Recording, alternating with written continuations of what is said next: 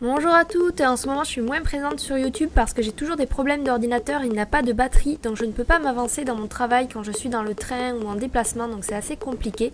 Donc je vous montre le tuto que j'avais fait il y a assez longtemps avec du fluo et des roses.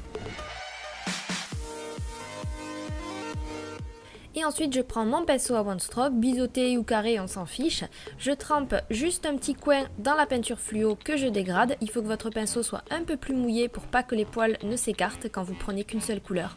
Et ensuite sur mon vernis blanc sur lequel j'ai posé des pigments puis matifié avec mon top coat comme d'habitude, je vais faire des rayures, donc juste des bandes de couleurs et ça va faire un effet dégradé puisque j'ai fait du one stroke une couleur sur le pinceau, donc ça fait moins brut, moins chargé en fait que des bandes toutes simples avec du fluo. Et donc je refais exactement la même chose avec du rose, du orange et du jaune et je laisse un tout petit espace, une marge blanche en fait entre chaque rayure.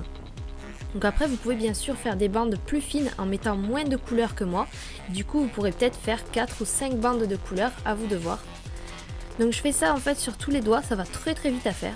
Après là c'est vraiment pour les finitions de perfectionnistes, vous prenez un pinceau liner ou un pinceau de détail et vous refaites la bordure de la même couleur pour qu'elle soit extrêmement nette et droite.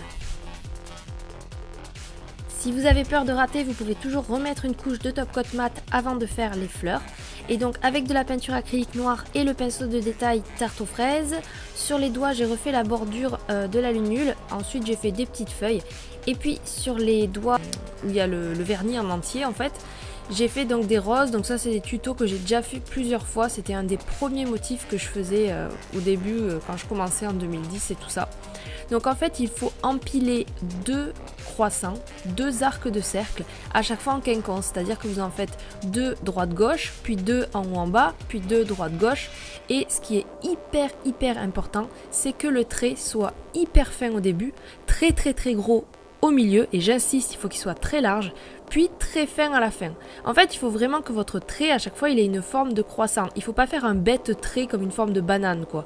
Désolée, je compare à chaque fois à la nourriture, mais je vois que ça comme comparaison. Donc voilà, n'hésitez pas à regarder le tuto plusieurs fois, c'est vraiment une rose qui est facile à faire, elle est très rapide. Et je trouvais que ça rendait bien sur ce fond de rayures, donc n'hésitez pas à me dire en commentaire ce que vous en pensez. Et puis je vous souhaite un bon week-end et puis à la prochaine fois, à bientôt!